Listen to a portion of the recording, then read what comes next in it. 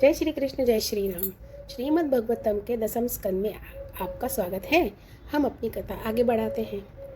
आज हम श्यमंतक मणि की कथा का दर्शन करेंगे और साथ में ही जामवती और सत्यभामा का विवाह श्री कृष्ण से किस परिस्थिति में हुआ वो भी हम जानने की कोशिश करेंगे और उसका हम आज दर्शन करेंगे। तो कथा यूँ ऐसी है कि सत्राजीत भगवान सूर्य का बहुत बड़ा भक्त था।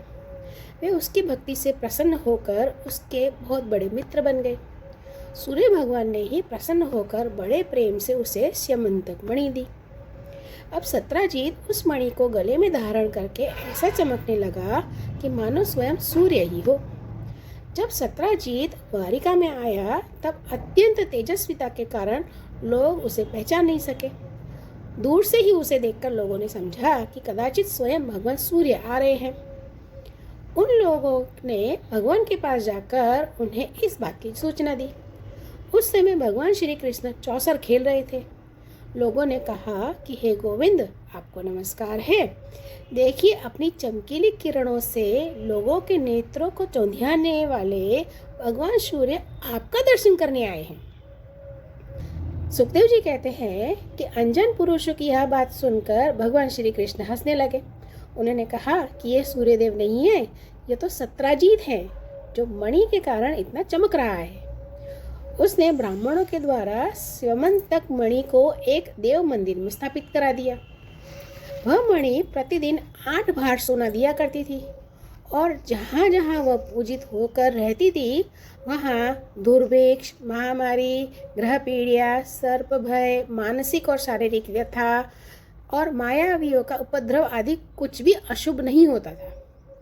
अब एक बार भगवान श्री कृष्ण ने प्रसंगवश सत्राजीत से कहा कि सत्राजीत, तुम अपनी मणि राजा उग्रसेन को दे दो। परंतु वह इतना लोभी था कि भगवान की आज्ञा का उल्लंघन कर दिया, कुछ भी नहीं विचार किया और उन्होंने सत्राजीत ने भगवान की आज्ञा का अस्वीकार कर दिया। अब एक दिन सत्राजीत के भाई प्रसेन ने उस परम प्रकाशमयी मणि को अपने गले में धारण कर लिया और फिर घोड़े पर सवार होकर शिकार खेलने के लिए वन में चला गया। वहाँ एक सिंह ने घोड़े के सहित प्रसेन को मार डाला और उस मणि को छीन लिया।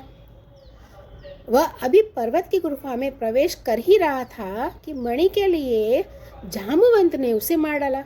जो वृक्षराज जाम्बवंत जी हैं, उन्होंने उसे मार डाला। उन्होंने वह मणि अपनी गुफा में ले जाकर बच्चों को खेलने के लिए दे दी।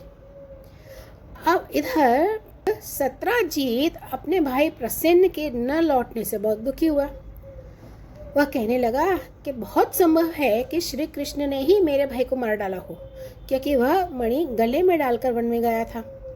सत्राजीत की यह बात सुनकर लोग आपस में कानाफूसी करने लगे। जब भगवान कृष्ण ने सुना कि यह कलंक का टीका मेरे ही सिर लग गया है, तब वे उसे धोने के बहाने नगर के कुछ सभ्य पुरुषों के साथ प्रसेन को ढूंढने के लिए वन में गए। वहां खोजते खोजते लोगों ने देखा कि घोर जंगल में सिंह ने प्रसेन और उसके घोड़े को मार डाला है। जब वे लोग सिंह के पैरों का चिन्ह देखते हुए आगे बढ़े तब उन लोगों ने यह भी देखा कि पर्वत पर एक रीछ ने सिंह को भी मार डाला है। भगवान श्री कृष्ण ने सब लोगों को बाहर ही बिठा दिया और अकेले ही घोर अंधकार से भरी हुई वृक्षराज जाम्बवन की भयंकर गुफा में प्रवेश किया। भगवान ने वहां जाकर देखा कि श्रेष्ठ मणि श्यमंतक को बच्चों का खिलौना बना दिया गया है। वे उसे हर लेने की इच्छा से बच्चों के पास जाकर खड़े हुए। अब उस गुफा में एक अपरिचित मनुष्य को देखकर बच्चे घबरा गए, जोर जोर से चिल्लाने लगे। उसकी चिल्लाहट सुनकर परम बलि वृक्षराज जाम्बवन क्रोधित होकर वहां दौड़ आए। जाम्बवन उस समय कुपित हो रहे थे तो उन्हें भगवान की महिमा, उनके प्रभाव का पता ही नहीं चला।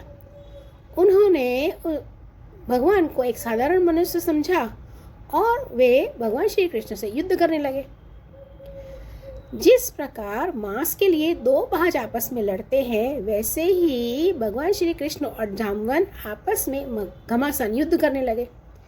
पहले तो उन्होंने अस्त्र शस्त्रों का प्रहार किया, फिर शिलाओं को, वृक्षों को उखाड़कर एक दूसरे पर फेंका और अंत में बाहुयुद्ध होने लगा।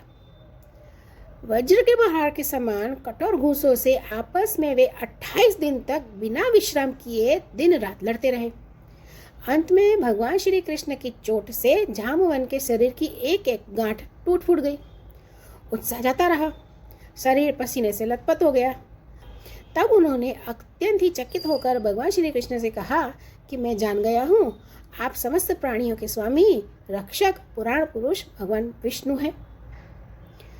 जब वृक्षराज जाम्बवन ने भगवान श्री कृष्ण को पहचान लिया, तब भगवान श्री कृष्ण ने अपने कर कमलों को उनके शरीर पर फेर दिया और फिर अहेतु की कृपा से भरकर प्रेम गंभीर वाणी से जाम्बवन जी से कहा कि हम मणि के लिए ही तुम्हारी इस गुफा में आए हैं।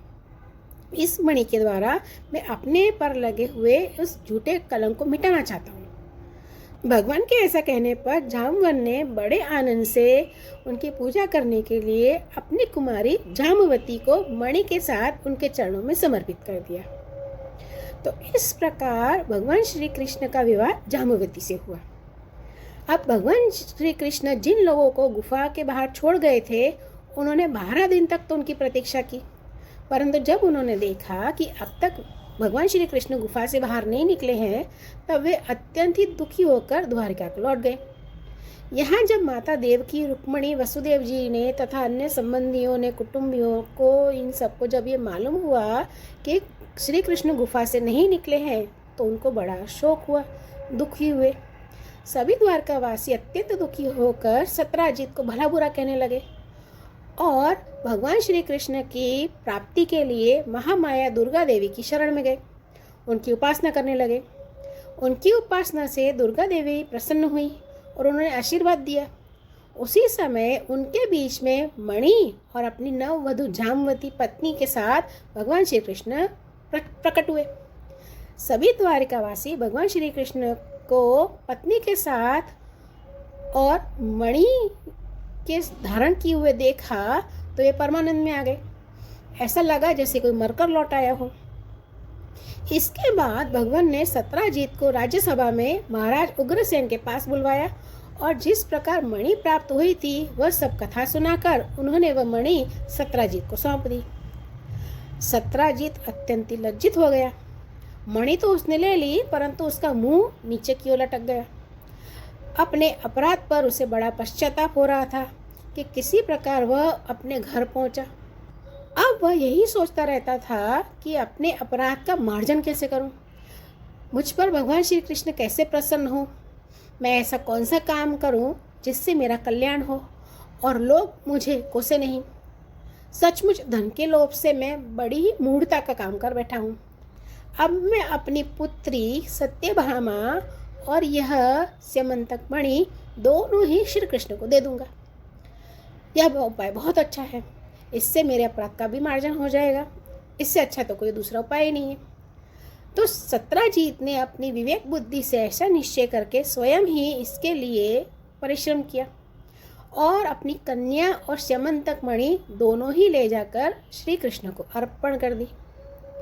अब सत्यभामा शील, स्वभाव, सुंदरता, उदारता आदि सद्गुणों से संपन्न थी। बहुत से लोग चाहते भी थे कि सत्यभामा हमें मिले और उन लोगों ने उन्हें मांगा भी था, परंतु अब भगवान श्री कृष्ण ने विधि पूर्वक सत्यभामा का पाणी ग्रहण किया। भगवान श्री कृष्ण ने सत्राजित से कहा कि हम स्यमंतक मणि नहीं लेंगे।